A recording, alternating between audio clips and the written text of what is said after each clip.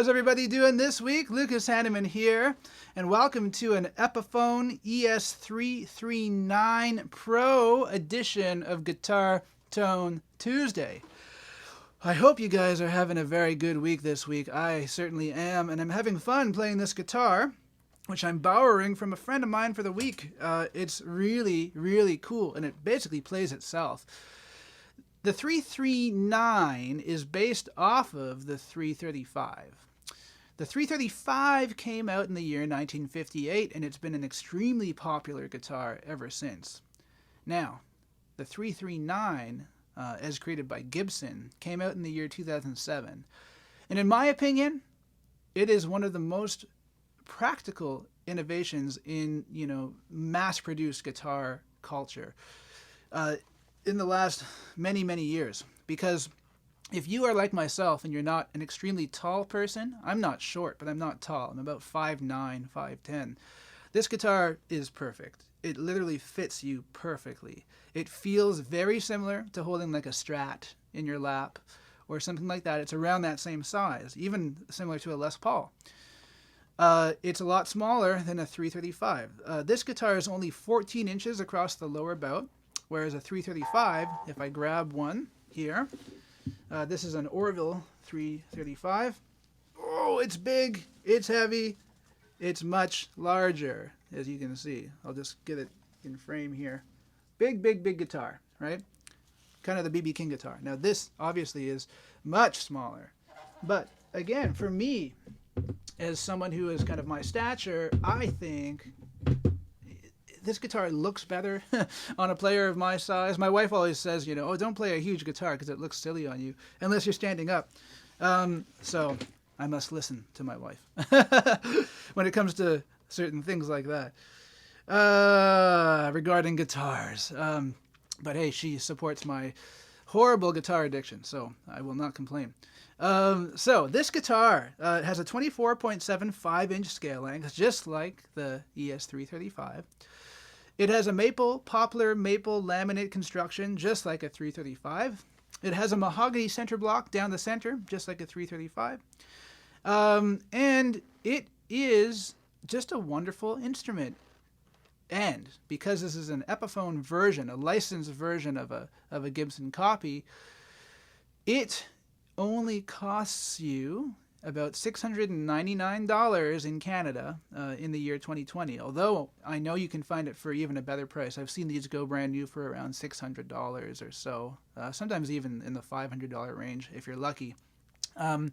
It is an amazing guitar for the price. It is ridiculous, actually, and I would not just say that. I do speak my mind in this show. I'm not a dealer of guitars. I'm not trying to sell you guys anything, but I think this is a wonderful, wonderful instrument. So let's hear all the pickup positions. Today I'm plugged into a Strymon Flint for a little bit of reverb, just a spring reverb, because I'm plugged into this old 1962 Fender Princeton non-reverb. So doesn't have any reverb. So the Flint helps with that. And what else? When I juice the sound up, I'm using my Kingsley Minstrel tube overdrive pedal. So let's hear these Alnico Classic Pro humbuckers here. So here's the neck pickup.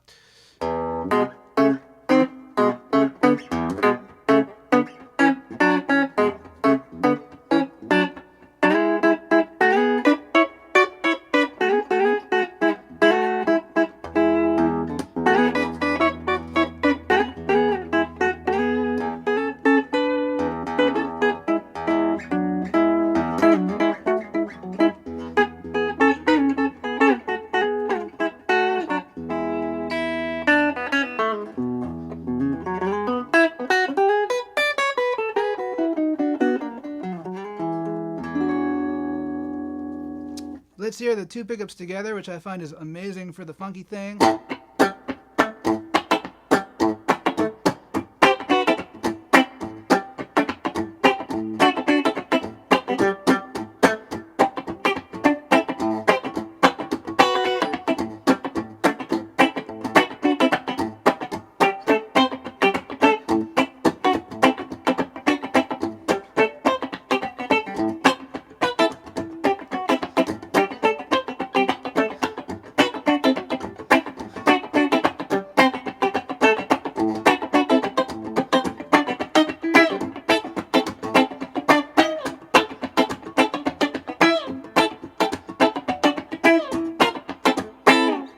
Let's hear the bridge pickup all by itself.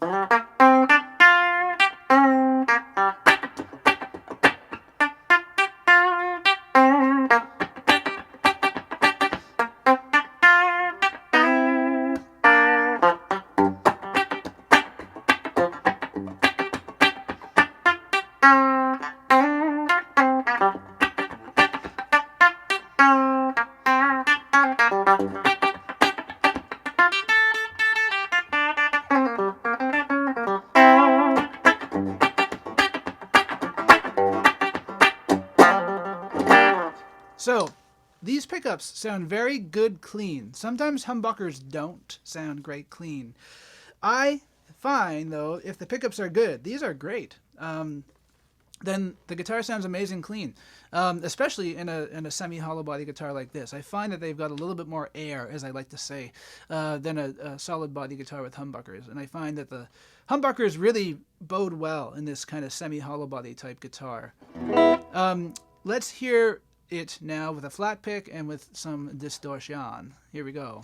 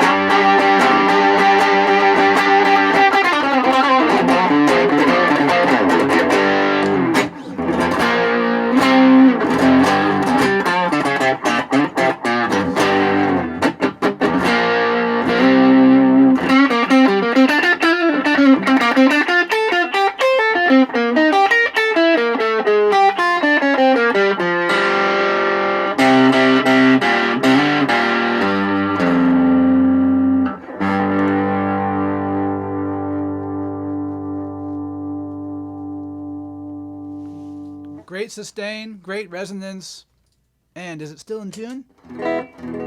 Pretty much. Amazing, amazing, amazing. Now the other cool thing is that you can actually split these coils. So I'm going to pull up on these two volume controls, and they sound okay, clean. Not really my thing. You know. But with distortion, really, really, really cool.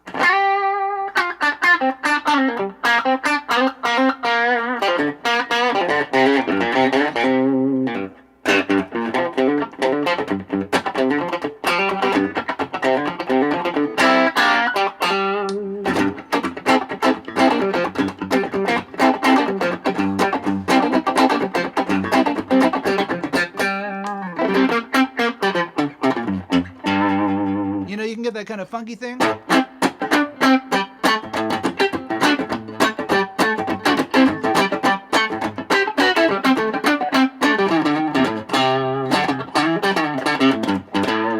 Back to the full humbucking mode. Now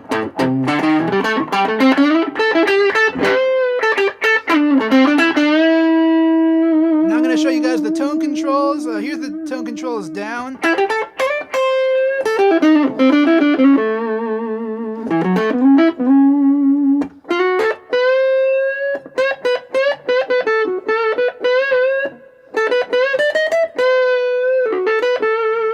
That's the neck pickup. Here's the bridge.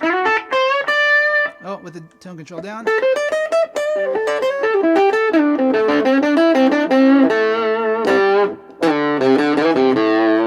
And then just up about halfway. And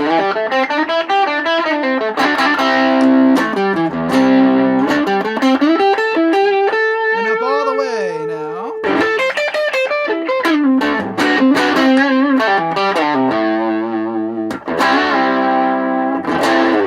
So, great sounding guitar. Really, really, really cool. Very versatile. Extremely versatile. I mean, a lot of people say the 335 is the most versatile guitar. I would argue there's something about this smaller body guitar that makes you play with a little bit more veracity or intent, or it makes me do that anyways. You know, with a bigger guitar, my tendency with a big guitar is to want to slow down and play, you know, more mellow, jazzy stuff or bluesy stuff. But with a guitar like this, it can scream like a Les Paul. It really can. Or it can do the jazzy thing, as you guys have heard.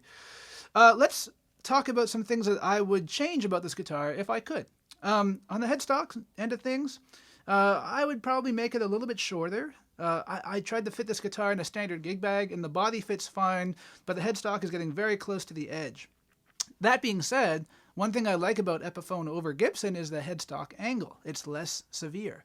So I find these guitars actually stay in tune better than Gibson guitars, which is there's less string pull. It's more straight. So that's very cool. The nut I would probably change to like a micarta or something like that, like maybe a bone substitute self-lubricating nut. I think this is plastic. I'm not sure. The neck, it's cool. It's very flat at the back though, so I would give it a bit more of a C profile if I could change it. And on the body end of things, I literally would not change anything. I like, you know, one of the biggest improvements in my opinion about guitars, you know, the 339 style guitar as opposed to the 335 is that the jack is side mounted as opposed to mounted on the front of the guitar. I don't like front mounted jacks. I think they don't look that good when you got this long cable kind of coming out your guitar. Of course, if you get the L-shaped cable, it's all good, right? But, you know, then you have to have a different cable for different guitars and, like, all that stuff. So I like the side-mounted jack, and when I play live, I just hook my patch cord around my strap, and then it never comes out. So I like that. I think that's great. Honestly, guys, if I was in a situation where I was going to do, like, say, a van tour, something like that, you know, a lower budget tour, and I really wanted the 335 style tone, I would pick one of these up in a heartbeat. Because I love my Eastman guitar, which is a 335 style, but I want that guitar to be with me till the day I die. And I would be afraid to tour with it because it's you know, fairly delicate. The finish is nitro, which is okay with me. I don't mind it getting scuffed up. But, you know, there's something about like a cheaper guitar like this where, you know, you wouldn't be so concerned about it, you know, to take it on the road. And it's literally a workhorse. It's amazing. So please let me know in the comment section below, have you spent much time with an either Epiphone or Gibson 339? And do you like this innovative design? Do you think it's as amazing as I do? Please do let me know. Don't forget to like, share, subscribe, all that good stuff. Subscribers are getting up there, so thank you so much, guys. It means so much to me. Don't forget to tell your friends about the channel as well. You know, it's really amazing to see this thing grow. So let's see how quickly we can get to 1,000 subs. We're getting so close. I can taste it.